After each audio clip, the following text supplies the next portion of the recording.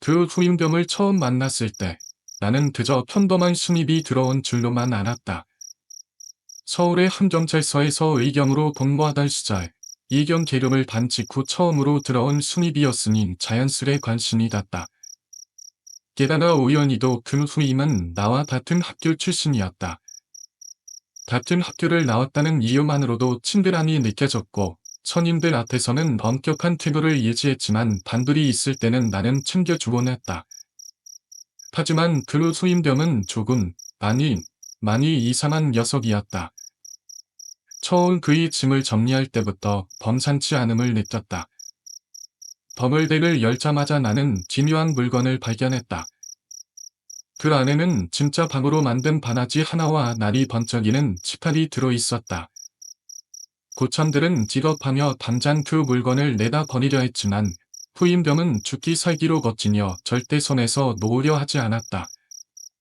그 기세에 모두 찔려 결국 놔두긴 했지만 문제는 거기서 끝나지 않았다. 그날 밤 나는 더욱 충격적인 반경을 목격했다. 전후 시간이 끝난 후 그 후임병은 자신의 침상 머리맡에 바가지를 놓고 물을 가득 채운 뒤 그 속에 식칼을 담그는 것이었다. 다시 한번 고참들은 경악했다. 이유도 모른 채 불길한 기운이 감돌았고 다들 그 행위를 막으려 들었다. 하지만 후임병은 결사적으로 저항했다. 이상한 분위기가 반돌던 그때 전경관리반장이 이 모든 상황을 지켜보더니 별다른 말 없이 후임병과 면담을 가졌다. 그리고는 뜻밖에도 그냥 놔두라는 지시를 내렸다. 어쩔 수 없이 모두가 그 기이한 리식을 묵인해야만 했다. 며칠이 지나도록 후임병은 여전히 같은 행동을 반복했다. 나는 더 이상 참을 수 없어 그를 몰래 눈안에 물었다. 도대체 왜 그러는지, 도대체 저 바나지와 식칼은 무엇을 의미하는지. 그 후임병은 조용히 나를 쳐다보더니 나직한 목소리로 답했다. 사실 저 귀신 들렸습니다. 순간 등줄기가 서늘해졌다. 나는 장난을 치는 것인가 싶어 웃어넘기려 했지만 그의 표정은 너무나도 진지했다. 후임병은 계속해서 말을 이었다. 자신이 귀신에 씌운 덕분에 전생의 지역을 볼 수 있는 능력이 생겼다는 것이었다. 그리고 그는 전생의 퇴마사였다고 했다. 말도 안 되는 이야기였다. 하지만 그의 태도는 조금의 거짓도 없는 듯했다. 나는 키식 웃으며 되물었다. 그럼 내가 퇴마사라면 귀신을 쫓아내면 되잖아. 그러자 후임병은 고개를 저었다. 제 몸에 씌운 귀신이 한둘이 아니거든요. 무려 셋이나 돼요. 그런데 문제는 그 셋이 다 제가 감당할 수 있는 존재가 아니라는 겁니다. 나는 그 순간 묘한 불안감에 사로잡혔다. 후임병의 목소리는 미묘하게 떨리고 있었다.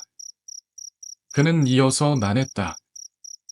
하나는 성경에서 나오는 파락천사예요. 하나님을 대신한 자죠. 또 하나는 저승의 신 하늘스가 데리고 다니던 불기의 영혼입니다. 마지막 하나는 잘 기억이 안 나요. 하지만 무서운 존재였어요. 나는 순간 숨을 삼켰다. 그러나 후임병은 계속 말을 이었다. 지금은 그 귀신들이 서로 견제하고 있어서 제 몸을 차지하려는 싸움을 하고 있어요. 그래서 아직까진 제 몸을 빼앗기지 않고 있는 거죠. 하지만 언제까지 이 상태가 유지될지는 모릅니다. 언젠가 한 귀신이 다른 귀신들을 이기고 나면 전 결국 제 몸을 잃게 될 거예요. 그 말을 듣는 순간 나는 소름이 돋았다. 후임병의 표정에는 거짓이 없었다. 그는 스스로도 이 상황을 어떻게 해야 할지 몰라 절망하고 있는 듯했다. 그 후로도 나는 계속 그를 지켜보았다. 그는 여전히 매일 밤 바나지에 물을 채우고 식칼을 담갔다. 마치 그것이 유일한 방어책인 양. 나는 지금도 가끔 생각한다. 그 후임병이 말한 것은 단순한 망상이었을까? 아니면 우리가 이해할 수 없는 무언가가 실제로 그의 안에 있었던 걸까? 그 후임병의 눈빛과 떨리는 목소리가 아직도 잊히지 않는다. 그 후임병은 단순히 귀신에 씌였다고 말하는 것이 아니었다. 그는 자신의 몸을 차지하려는 귀신들의 전쟁 속에서 살아남기 위해 사투를 벌이고 있었다. 그는 매일 밤 자신의 피를 뿌려 귀신을 쫓아내려는 의식 같은 행동을 반복했다. 바나지에 물을 채우고 시파를 담다드는 것은 단순한 미신이 아니었다. 그에게는 절박한 생존 방식이었다. 그러던 중 그 후임병이 우리 내무반에 들어온 후로 이상한 일들이 벌어지기 시작했다. 처음에는 단순히 그의 지기한 흰돈들로 인해 고천들에게 미운 털이 박힌 것뿐이었다. 그는 워낙 특이한 흰돔을 했기 때문에 가혹하게 괴롭힘을 당했다. 나는 같은 학교 출신이라는 이유로 나름대로 그를 감싸주려 했지만 그를 둘러싼 기묘한 기호를 완전히 무시할 수는 없었다. 한 달 정도가 지나자 그를 심하게 괴롭히던 고참들에게 이상한 현상이 발생했다. 하루에 한 명씩, 꼭 한 명씩 강의에 눌리는 것이었다. 더욱 기묘한 것은 그 순서였다. 제일 심하게 괴롭히던 고참부터 시작해 순차적으로 간이 눌림이 이어졌다. 강의에 눌릴 사람들은 모두 극도의 공포를 호소했다. 더 소름 돋는 것은 강의에 눌릴 사람이 잠에서 깨어나지 못하는 것이었다. 다른 사람들이 아무리 흔들고 깨워도 꿈쩍도 하지 않다가 유일한 예외가 있었다. 바로 그 후임병이었다. 후임병이 먼저 잠에서 깨어나야만 강의에 눌릴 사람이 뒤따라서 깨어나는 것이었다. 이런 일이 반복되면서 결국 내무관에서 나와 후임병을 제외한 모든 인원이 간이 눌림을 경험했다. 하지만 간이에 눌릴 사람들 사이에는 한 가지 공통점이 있었다.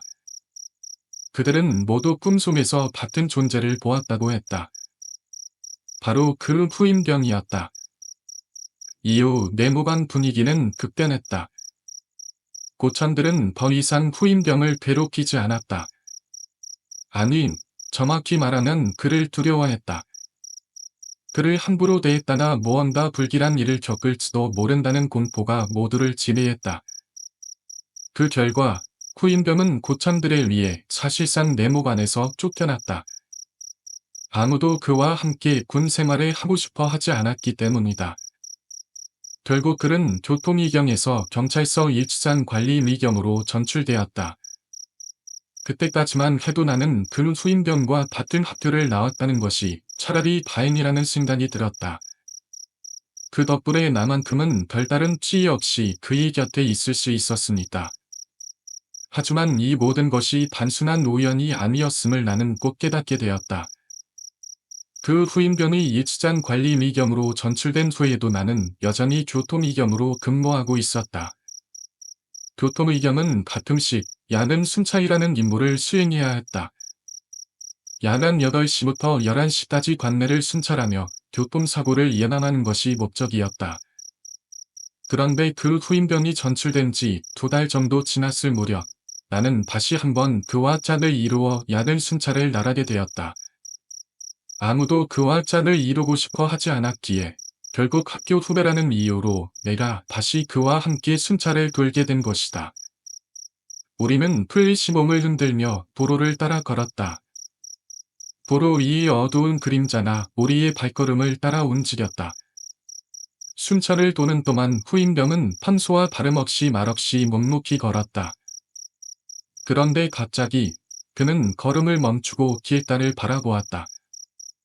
나는 그가 무언가를 주시하고 있음을 직감했다.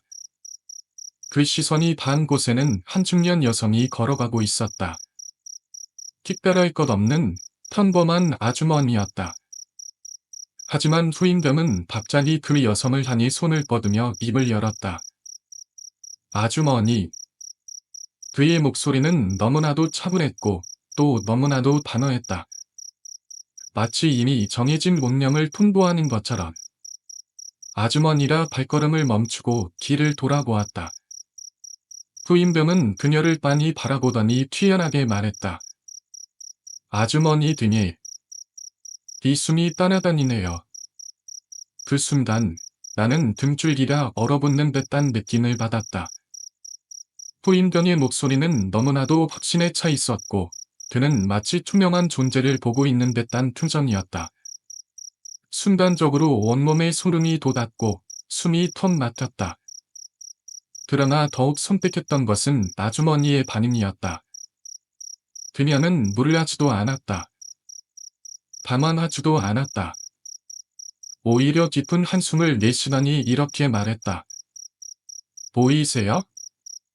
그녀 아주머니는 갑자기 수민병의 손을 덥석 잡으며 다급하게 물었다. 쏜다. 이거 어떻게 알았어? 요즘 들어 자꾸 나쁜 일만 생겨서 며칠 전에 점집에 갔었는데 거기서도 똑같은 얘기를 하더라고. 그녀의 얼굴엔 안도와 불안이 교차하고 있었다. 나는 숨을 삼키며 후임병과 아주머니를 번달아 바라보았다. 후임병은 별다른 반정 없이 담담하게 말했다. 그 점장이 뭐라고 하던가요? 그래서 부적 하나 써달라고 했거든. 이거 가지고 다니면 괜찮을 거라고 했는데. 아직도 있는 거야? 아직도? 그녀는 지갑을 뒤적이며 한 장의 부적을 꺼내 후임병에게 내밀었다. 얇고 노랗게 변색된 종이에 붉은 글씨로 그려진 부적이었다. 후임병은 부적을 받아들고 한참을 바라보았다. 그의 눈이 좁혀지더니 한숨을 쉬었다. 이거 보세요. 여기 획이 완전히 아래까지 연결되어 있어야 하는데 어디서 그렸는지 중간이 끊겨 있네요. 그는 부적을 손가락으로 짚으며 설명했다. 아주머니는 초조한 표정으로 고개를 끄덕였다. 그럼 이거 그냥 빨간 물감 같은 걸로 연결하면 되는 거야? 그녀의 물음에 후임병은 고개를 저었다. 아니요. 이건 점장이 직접 그린 부적이라 다른 사람이 수정하려면 그 사람의 피도 연결해야 해요. 순간 아주머니뿐만 아니라 나까지도 숨이 턱 막혔다. 후임병은 주저함 없이 자신의 새끼손가락을 깨물었다. 선명한 이빨 자국이 남더니 곧 붉은 피가 맺혔다. 그는 마치 당연한 듯 피를 볼펜 끝에 찍어 부적의 틈킨 부분을 이어 그리기 시작했다. 그 장면을 멍하니 바라보며 나는 몸이 굳어졌다. 어디서 본 적도 없는 그야말로 낯설고 기이한 광경이었다. 후임dem은 아주 천운한 손놀림으로 부적을 완성하다니 아주머니에게 건넸다. 됐어요. 이제 괜찮아요. 보세요. 더 이상 따라다니는 게 없잖아요. 아주머니는 두 손으로 부적을 움켜쥔 채 연신 고개를 숙였다. 정말 고마워, 촌다. 이 은혜 어떻게 갚지? 그러나 나는 그 장면을 지켜본 후 설흘 동안 제대로 잠을 이루지 못했다. 그 후임병은 결국 교통이경에서 경찰서 이치장 관리미경으로 보직이 바뀌었다. 아무도 그와 함께 근무하려 하지 않았기 때문이다. 그 이후로도 그는 종종 나를 찾아왔다. 나는 학교 후배라는 이유로 그를 대놓고 싫어할 수 없었지만 한편으로는 그와 가까이 지내는 것이 점점 부담스러워졌다. 그리고 솔직히 말하면 겁도 났다. 처음엔 그가 하는 이야기들이 허무맹랑한 거짓말처럼 들리기도 했다. 기승이 보인다거나 전생이 출마사였다는 말 따위를 고지고대로 믿을 수는 없었으니까. 그러나 그 믿음을 완전히 무너뜨린 사건이 있었다. 그때 나는 성경 제름을 달았고 내무관에서는 이상한 소문이 돌기 시작했다. 우리가 사용하던 내무관이 있는 3층에는 교통위경들이 쓰는 조기의 내무관과 거장들, 운전병 위경들이 쓰는 또 다른 내무관이 있었다. 그리고 그 외에도 천부로라고 불리는 천고 같은 방이 족이 있었다. 하나는 시위 진압용 장비를 보관하는 곳이었다. 헬멧, 반대, 반동면 등이 다지런히 정리되어 있었다. 그러나 다른 하나는 거의 방치된 공간이었다. 오래된 가구, 고장난 장비, 누구의 것인지 모를 짐들이 어지럽게 쌓여있는 작동산이 천고였다. 그리고 바로 그 창고에서 무언가가 시작되었다. 그날 밤 우리 네모반에서 가장 오래된 고찬이 야근을 마치고 돌아왔다. 그는 탄소처럼 빨래를 했고 잡동사니가 쌓여있는 네모반에서 널어두려고 했다. 그런데 갑자기 그 공간에서 기명이 터져나왔다. 모두가 깜짝 놀라 뛰어나갔다. 네모반 문 앞에는 고찬이 바닥에 주저앉아 온몸을 덜덜 떨고 있었다. 그는 얼굴이 새하얗게 질려 있었고 눈동자는 초점을 잃은 채 허공을 헤매고 있었다. 우리는 서둘러 그를 부축했고 단순히 정신을 차린 그가 떨리는 목소리로 말했다. 봤어. 귀신. 분명히 거기 있었어. 그 말을 들은 순간 분위기가 얼어붙었다. 장난을 칠 성격이 아닌 사람이었다. 하지만 그런 말을 믿기엔 너무 순단했다. 그런데 문제는 근수였다. 그날 이후로 같은 장소에서 귀신을 봤다는 사람들이 하나둘씩 생겨났다. 네모반에서 빨래를 널거나 무언가를 가지러 간 사람들은 모두 하나같이 같은 말을 했다. 거기 누군가 있어. 이제는 장난이나 헛것을 본 게 아니라는 확신이 들었다. 결국 완고참은 결단을 내렸다. 네모반 안에 있는 네모반 물을 자물쇠로 잠가버렸다. 그렇게 하면 더 이상 이상한 일을 겪을 일도 없을 거라고 생각했던 것이다. 하지만 문제는 거기서 끝나지 않았다. 며칠 후 일지장으로 내려간 후임병이 다시 나를 찾아왔다. 그는 나를 보자마자 의미심장한 표정으로 물었다. 현, 요즘 귀신이 나오지 않아요? 나는 그 말에 순간 소름이 돋았다. 도대체 어떻게 알고 있는 걸까? 그는 이어서 말했다. 그 네모반 안에 있어요. 거기에 머물고 있어요. 나는 겁이 났지만 한편으로는 너무나 궁금했다. 그래서 조심스레 물었다. 그 귀신 볼 수 있어? 그러자 후임병은 아무렇지도 않게 웃으며 대답했다. 그럼 너 같이 가서 볼까요? 나는 순간 주저했다. 그와 함께 다니다가 나까지 이상한 존재로 낙인찍히면 어쩌나 하늘 생각이 들었다. 하지만 호기심이 두려움을 눌렀다. 결국 모든 사람들이 잠든 후 나는 후임병과 함께 몰래 네모반으로 향했다. 그는 묵묵히 스키줄을 꺼내어 숫세개를 매달기 시작했다. 그리고 그 숫 하나하나에 이상한 부적을 붙였다. 나는 숨을 삼키며 그 광경을 지켜봤다. 모든 준비를 마친 후 그는 새끼줄을 문에 걸었다. 이제 들어가요. 나는 심장이 터질 듯한 긴장감을 안고 그를 따라갔다. 그는 손짓을 하며 말했다. 아무 말도 하지 말고 내가 손짓하는 곳을 보세요. 우리는 10분 정도를 가만히 있었다. 적막한 공간 속에서 숨소리조차 크게 들렸다. 그런데 갑자기 후임병이 손가락으로 한 곳을 가리켰다. 나는 그가 다리찜 방향을 바라보았다. 그리고 순간 온몸에 소름이 돋았다. 거기 정말 누군가가 있었다. 마치 사람처럼 생긴 정체가 건물대에서 무언가를 꺼내는 동작을 반복하고 있었다. 나는 얼어붙어 아무 말도 하지 못했다. 그런데 갑자기 그 형체가 움직임을 멈추더니 천천히 우리를 향해 고개를 돌렸다.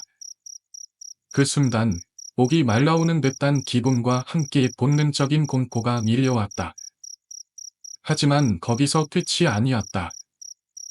그 존재는 우리를 바라보더니 갑자기 물을 향해 날듯이 달려들었다. 그러나 물에 걸어놓은 새끼줄 앞에서 멈춰섰다. 마치 보이지 않는 벽에 막힌 것처럼. 그러고는 다시 건물대 쪽으로 돌아갔다. 하지만 그것은 포기하지 않았다. 계속해서 문과 건물대를 오가며 닫힌 행동을 반복했다. 후임병은 조용히 새끼줄을 걷어냈다. 그러자 귀신은 순식간에 몸 밖으로 빠져나가 버렸다. 나는 숨을 몰아쉬며 후임병을 바라봤다. 그는 담담한 목소리로 말했다. 아까 걸어놓은 새끼줄이 부적 비슷한 역할을 했거든요. 그래서 문으로 빠져나가지 못했던 거예요. 나는 아직도 얼떨떨한 상태였다. 하지만 그의 다음 말이 더욱 섬뜩했다. 그 귀신이 누군지는 모르겠지만 저 건물대에 무언가 중요한 게 있어서 자꾸 오는 것 같아. 나는 더 이상 견딜 수 없었다. 그날 밤 나는 후임병 옆에서 꼼짝도 하지 못한 채 밤을 새웠다. 다음날 아침 우리는 다른 네모반 사람들을 모두 불러 모아 네모반으로 향했다. 그리고 어젯밤 있었던 일을 모두 이야기했다. 이제는 해결해야 할 때였다. 우리는 건물대를 조사하기로 했다. 그러나 그곳에는 특별한 것이 없었다. 먼지가 가득한 공간, 낡은 양말 몇 켤레, 오래된 작동 사무될 뿐이었다. 하지만 건물대 구석에서 우리는 하나의 물건을 발견했다. 그것은 낡은 지포라이터였다. 라이터의 표면에는 날카로운 손보드로 새겨진 글씨가 있었다. 손글씨로 적힌 작은 문장이었다. 나는 손을 떨며 라이터를 들고 글자를 읽었다. 그 글씨는 이렇게 적혀 있었다. 오빠, 나 너무 추워. 그날 이후 귀신을 보았다는 사람은 더 이상 나오지 않았다. 네모반의 귀신 사건은 그렇게 마무리된 것처럼 보였다. 그러나 내게는 또 하나의 의문이 남았다. 그 후임병은 그 지포라이터를 가지고 도대체 무슨 일을 했던 걸까? 그날 지포라이터를 가져간 후로 귀신이 사라졌다는 점은 명백했다. 마치 그 영혼이 마침내 떠나게 된 것처럼. 하지만 그가 그것을 어떻게 했는지는 아무도 알지 못했다. 며칠 후 나는 정경관리 반장에게 몇 년 전의 이야기를 들을 수 있었다. 91년도에 그 네모반에서 붓다 사고가 있었어. 한 명이 죽었지. 순간 등불이 서늘해졌다. 반장은 담담한 목소리로 계속 이야기를 이어갔다. 아마도 그 건물대는 죽을 사람이 수던 곧이었을 거야. 그 말을 듣는 순간 모든 것이 퍼즐처럼 맞춰졌다. 라이터에 새겨져 있던 글과 오빠, 나 너무 추워. 꼭 기다릴게, 사랑해. 아마도 그것은 죽을 사람이 남긴 마지막 흔적이었을 것이다. 그는 끝내 누군가를 기다리며 그곳을 떠나지 못했던 것이 아닐까. 그 사건 이후 네모반의 분위기는 완전히 달라졌다. 더 이상 후임병을 피하는 사람은 없었다. 오히려 그는 미움받거나 두려움의 대상이 아니라 존경받는 존재가 되어 있었다. 과거에는 슬슬 피하기만 하던 고참들이 이제는 그를 보면 담배 한 단을 사주거나 음료수를 하나 뽑아주는 등 대접하는 태도로 바뀌었다. 모두가 그를 특별한 존재로 대하기 시작한 것이다. 그리고 그렇게 몇 달이 지났다. 내가 성병 마루검을 달았을 무렵 후임병은 여전히 일치장에서 근무를 하고 있었다. 그리고 그날은 후임병이 일치장에서 밤샘 근무를 하는 날이었다.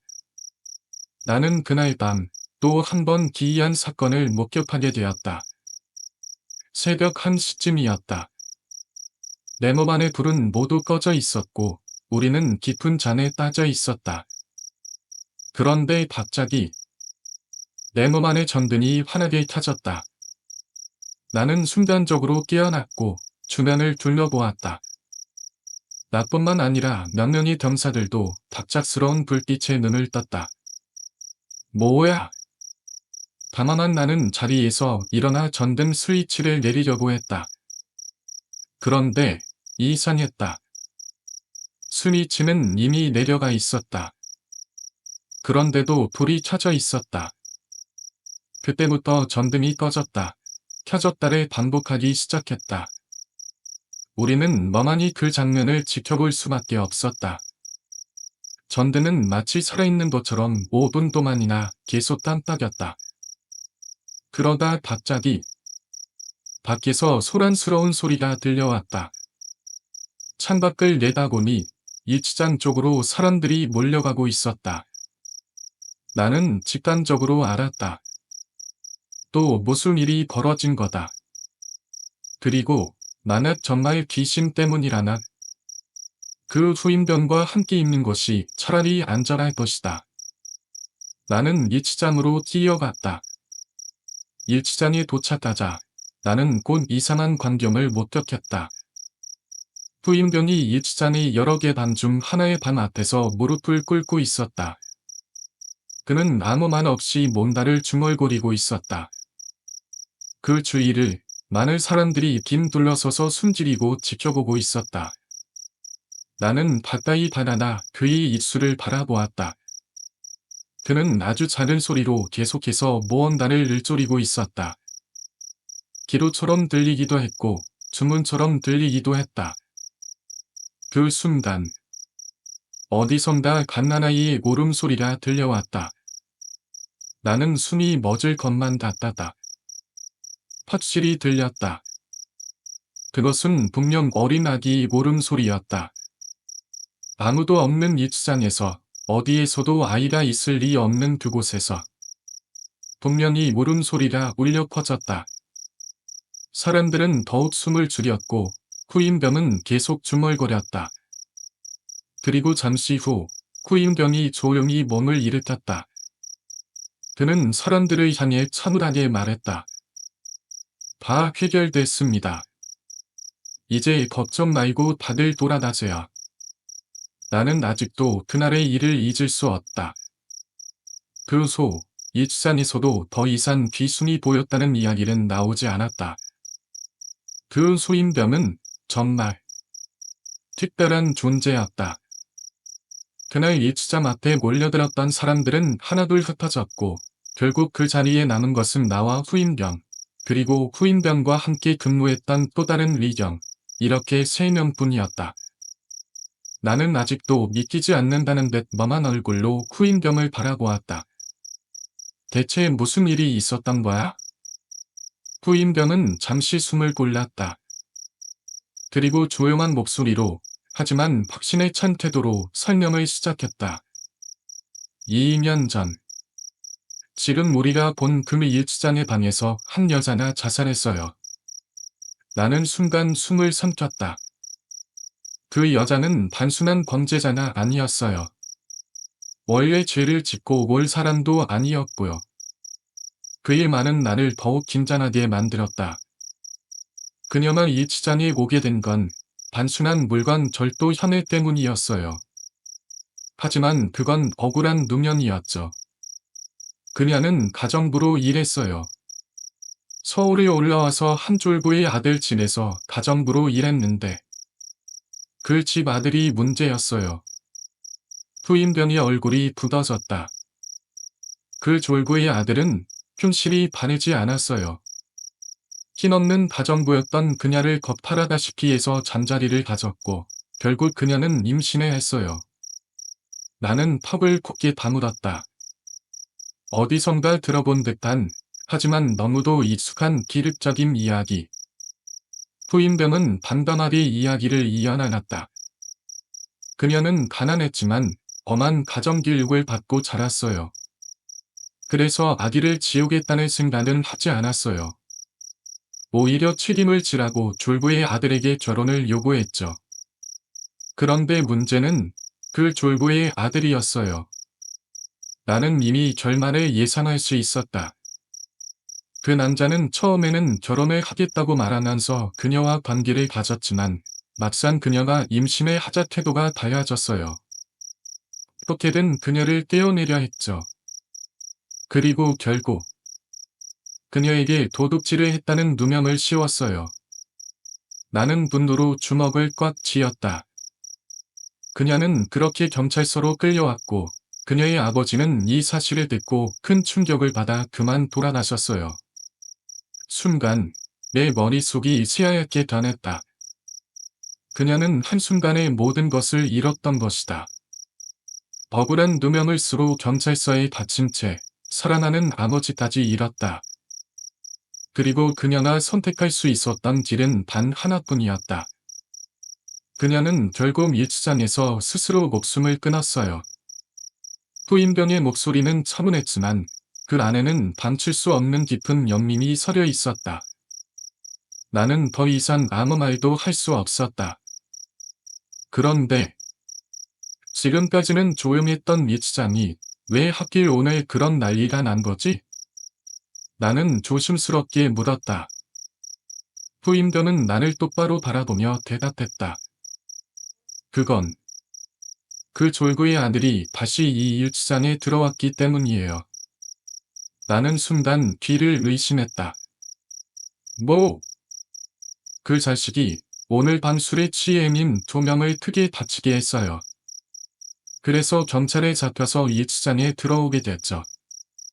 나는 소름이 돋았다. 공교롭게도 그 남자는 그 여자나 목숨을 끊었던 바로 그 방에 같았어요. 그 순간 내 머릿속에서 퍼즐 조각들이 하나둘 맞춰지기 시작했다. 반만아이의 울음소리. 그것은 단순한 소음이 아니었다. 그 여자의 영혼은 그 남자를 원망하지 않았어요. 이미 용서하고 떠난 상태였어요. 나는 순간적으로 안도했다. 하지만 송인병은 마지막이 덧붙였다. 하지만 그녀가 품고 있던 아기는 떠나지 못했어요. 나는 숨을 숨겼다. 엄마의 뱃속에서 죽음을 맞이한 아기는 그 졸구의 아들이 다시 올 날을 기다리고 있었던 거예요. 순간적으로 이 추산 안에서 들렸던 반나나기 울음소리가 다시 귓가에 맴도는 것 같다가 그 울음은 단순한 공포가 아니었다. 그것은 억울함이었다.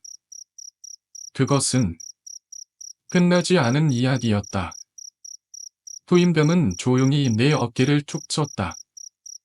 오늘 밤 일치장에 닫혀있던 사람들은 아마도 모두 자신의 죄를 크게 뉘우쳤을 거예요. 나는 아무런 말도 할 수 없었다. 그날 밤 이후 나는 귀신을 믿지 않을 수 없었다. 그리고 금 후임병이 단순한 군인이 아니라는 것도 다시 한번 깨닫게 되었다. 일치장 사건 이후 경찰서 안에서 금 후임병의 존재를 모르는 사람은 아무도 없었다. 그는 단순한 군인이 아니었다. 네모반 사건과 일치장 사건을 원만히 해결하면서 그는 암암리의 경찰서 내에서 중요한 존재가 되어 있었다. 심지어 경찰서장조차도 그를 특별하게 여겨 다른 경찰들보다 더 많은 혜택을 주었다. 그렇게 시간이 흘러 나는 수렴 계급을 달게 되었다. 그러던 어느 날 제대를 한 지 보름쯤 된 고참이 경찰서를 찾아왔다. 그는 다짜고짜 후임병을 찾았다. 둘은 한참 동안 무언가를 이야기했고 이야기가 끝난 후 고참은 집으로 돌아갔다. 그러나 그 다음 날 그는 다시 경찰서로 돌아와 후임병과 함께 집으로 향했다. 나는 궁금했다. 도대체 그 둘은 무슨 이야기를 나누었으며 어디로 가는 것이었을까? 며칠이 지나고 나는 후임병을 붙잡고 조심스럽게 물었다. 그 고참이란 대체 무슨 일을 한 거야? 후임병은 잠시 고민하더니 담담한 목소리로 설명을 시작했다. 고참은 제대하기 한 달 전 할머니가 돌아가셨다. 그는 장례식을 치르기 위해 3일 동안 휴가를 다녀왔다. 그리고 제대 후 그는 평범한 일상으로 돌아가려 했다. 원래 운동을 좋아하던 그였기에 제대 후 헬스클럽에서 아르바이트를 시작했다. 하지만 집으로 돌아온 이후부터 이상한 일이 계속되었다. 그의 꿈속에 매일 할머니가 나타났다. 할머니는 아무 말도 안 하셨어. 그냥 날 바라보고만 있었어. 처음에는 단순한 그리움 때문이라고 생각했다. 할머니는 평생 자신을 사랑해 주었고 그가 군대에 있는 동안 돌아가셨기에 미처 마지막 인사를 제대로 하지 못했다. 그래서 그런 꿈을 꾸는 것도 당연하다고 여겼다.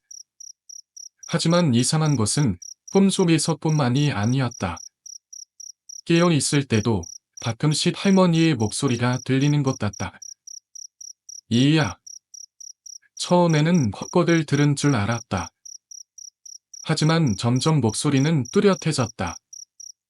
낮에도, 밤에도. 그러던 어느 날, 그는 헬스클럽에서 청소를 마치고 벤치프레스 지구에 앉아 물을 마시며 쉬고 있었다.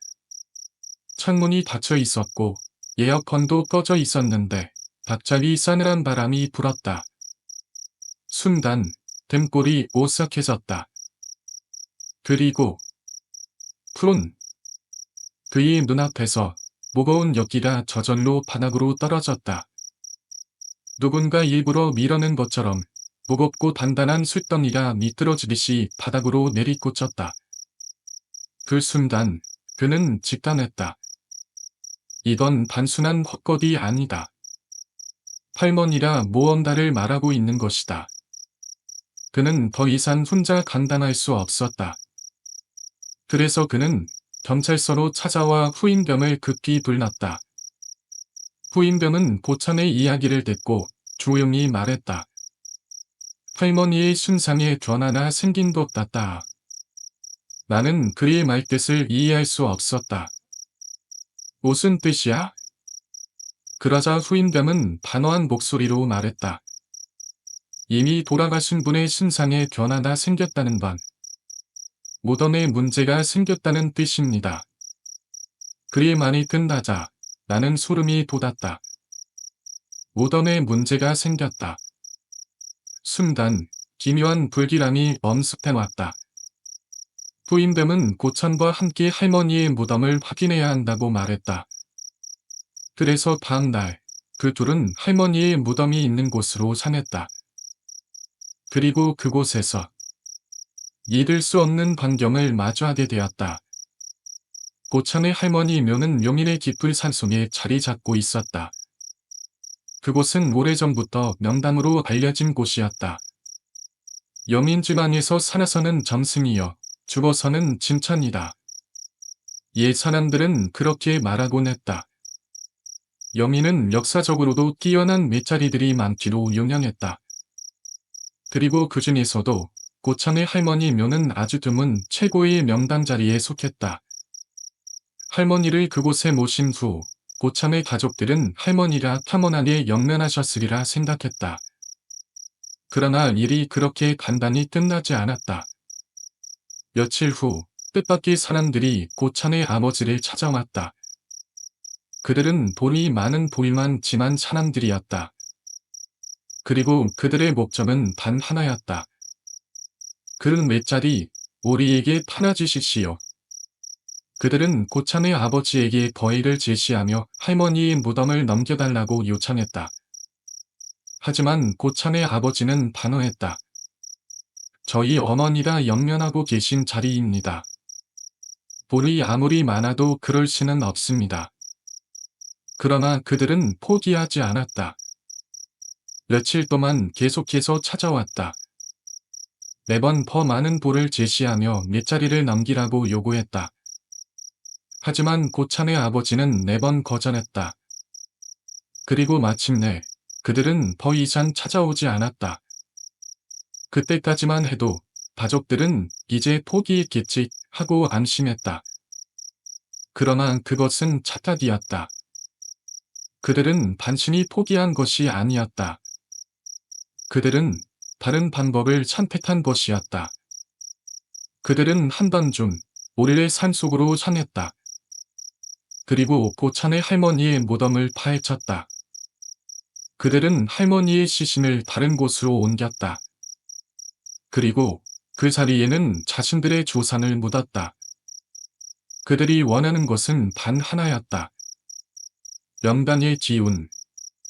그들은 그곳을 차지하기 위해 살아생전 고통을 겪던 고찬의 할머니에게 죽어서도 탐험을 허락하지 않았다. 후임됨은 그 모든 사실을 이미 알고 있었다. 그가 고찬과 함께 무덤으로 향했던 이유는 사라진 할머니의 시신을 찾기 위해서였다.